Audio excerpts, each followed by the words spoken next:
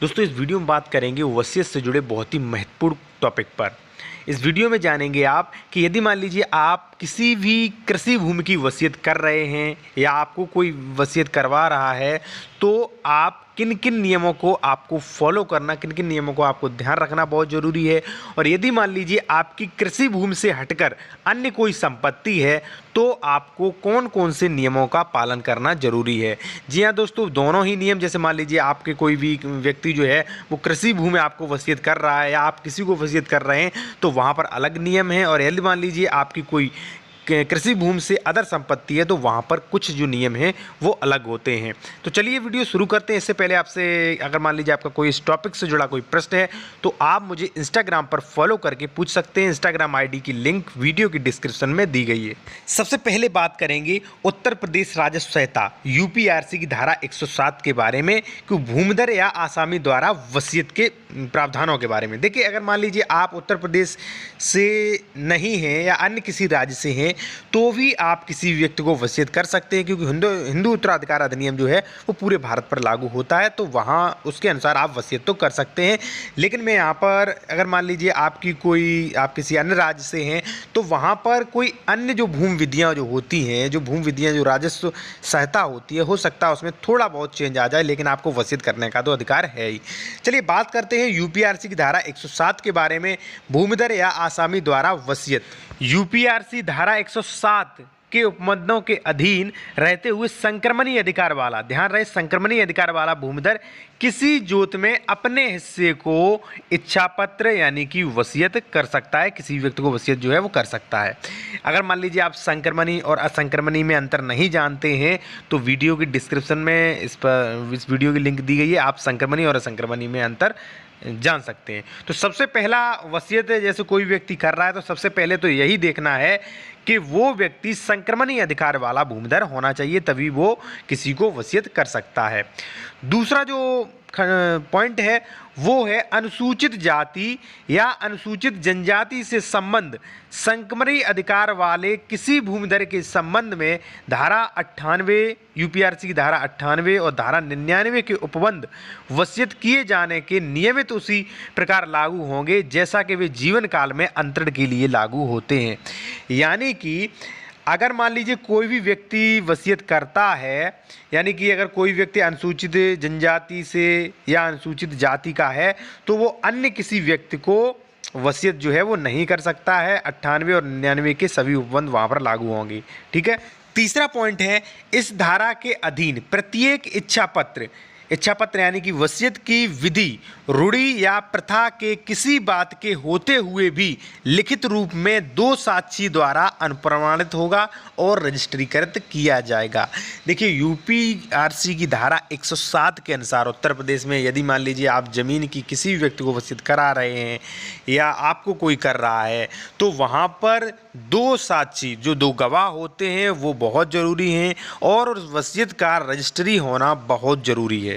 Point number 4 के अनुसार असंक्रमणीय अधिकार वाले भूमिधर आसामी को किसी जोत में अपने हित को इच्छा पत्र यानी वसीयत करने का अधिकार न होगा। दोस्तों, जैसा कि मैंने यूपीआरसी की धारा 107 में फर्स्ट पॉइंट पर ही आपको बताया था कि यदि मान लीजिए आपकी कोई ज़मीन है और आप संक्रमणीय अधिकार वाले भूमिधर हैं तो वहाँ पर आपको इच्छा पत्र करने का अधिकार है। लेकिन पॉइंट 4 जो है वो कह रहा है कि अगर मान लीजिए असंक्रमणीय अधिकार वाला कोई भी भूमिधर है तो वह अपनी जोत में किसी भी भाग का इच्छा पत्र यानी कि वसीयत नहीं कर सकता है।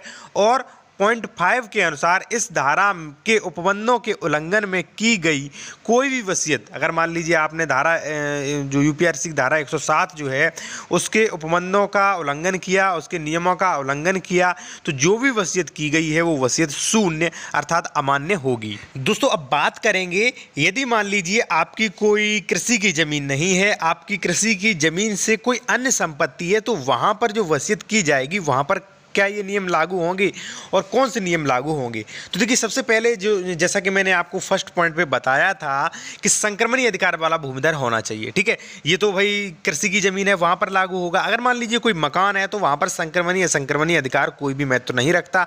अगर किसी का मकान है तो वो वहाँ पर संक्रमणीय का कोई भी महत्व नहीं, वो अपना मकान किसी को भी वसीयत कर सकता है। ठीक है, तो पहला वाला पॉइंट जो है वो मान नहीं होगा। सबसे महत्वपूर्ण पॉइंट है वो है दूसरा वाला, क्या जो यूपीआरसी की 98 और 97 जो धाराएं थी, जो SC ST को आप वसीयत कर सकते हैं या नहीं कर सकते, यानी कि SC ST व्यक्ति जो हैं वो अन्य किसी अदर कास्ट वाले व्यक्ति को वसीयत कर सकते हैं या नहीं कर सकते हैं, तो वहाँ पर कोई रोक टोक तो नहीं है। तो देखिए वो जो रोक टोक जो है, जो धारा 98 और 97 में ऐसा ये बंद किया गया है कि जो SC ST के व्यक्ति हैं वो अन्य किसी को भूमि अंतरण नहीं कर सकते और ना ही उसे वसीयत कर सकते, ना ही उसे पट्टे पे दे सकते।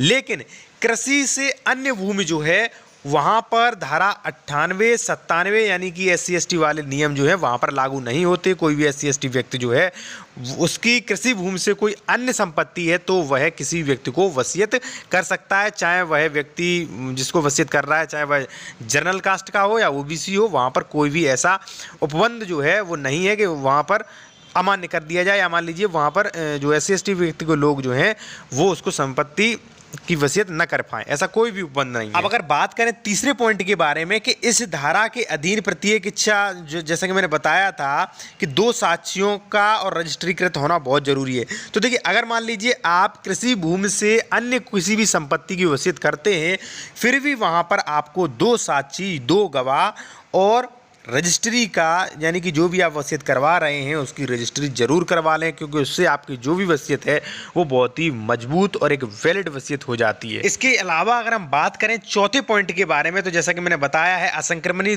जैसा कि चौथा पॉइंट था कि असंक्रमणीय भूमिधर को वसीयत करने का अधिकार नहीं होगा।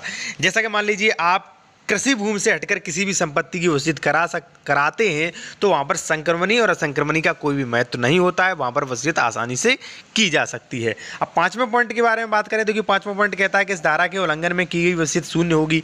तो इस धारा के उल्लंघन में वसीयत की गई वही वसीयत शून्य होगी जो कृषि भूमि की जो भी कृषि भूमि की जमीन वसीयत अगर इस धारा के उल्लंघन करके की गई तो वो शून्य होगी।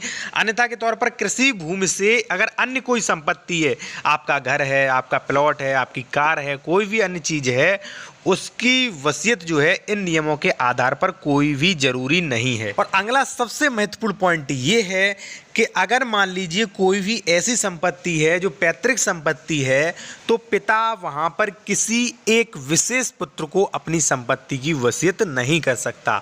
ध्यान रहे, आपके पिताजी को कोई बाबा से घर मिला है या कोई खेती की जमीन मिली है और आपके पिताजी के 2 लड़के या 3 लड़के हैं और वो किसी एक को उस संपत्ति की वसीयत कर रहे हैं, तो वहां पर जो अन्य लड़के जो हैं वो ऑब्जेक्शन लगा देंगे। वहां पर पिता को पैतृक संपत्ति जो है वो न बेचने का अधिकार है, ना किसी विशेष पुत्र को वसीयत करने का अधिकार है, ना दान में देने का अधिकार है।